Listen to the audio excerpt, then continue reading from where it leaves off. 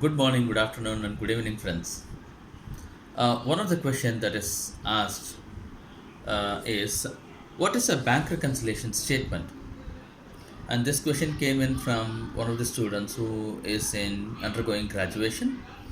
And the student raised, like, why should we do a bank reconciliation? And what is the purpose of it? And where do we start from? So, I'm just trying to give a brief of what is a bank reconciliation, and then we will continue to solve the problems of bank reconciliation statement as well. First, what is a bank reconciliation statement?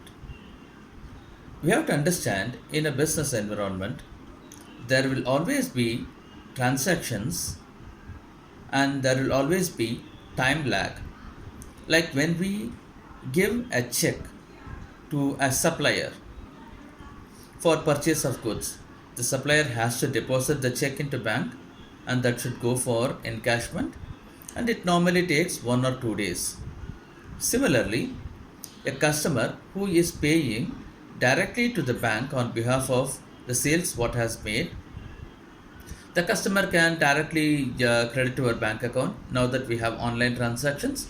So customer can pay it directly to the bank, and he or she will send an intimation to us, probably 1 day delayed or at the end of the same day, which will get accounted in the books on the subsequent days.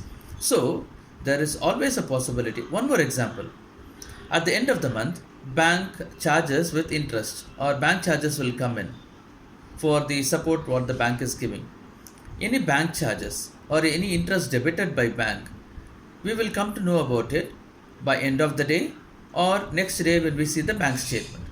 So there is always a possibility of a time lag between the transaction that happens at the bank and the transaction that happens at the books. So to avoid or to reconcile both the bank passbook or the bank statement with that of what we have entered in our books of accounts, we have to do a reconciliation. This is called a bank reconciliation statement, and it is only a time lag normally that happens between both the books that has to be addressed.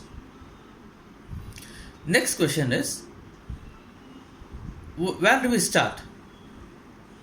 Shall we do the reconciliation on a daily basis? The answer is yes. The reconciliations can happen on a daily basis, depends upon the number of transactions that happens. However, where do we start? The reconciliation is between bank passbook and our books. Can we make corrections in the bank passbook? No, we cannot do that because that is an independent set of books. We cannot correct the bank books, but obviously, but we have to take the bank statement as the basis. What is the balance that is available in the bank statement? That should be the starting point of any bank reconciliation statement. That is the reason it is called as bank reconciliation statement. We are reconciling the bank statement balance with that of the balance what we have in our books of accounts.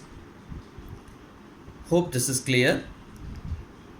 While we try to solve, I have received three or four questions from my daughter who is in graduation as well, and she was asking me to solve these four problems for her. They are basics, and she was asking me to solve this.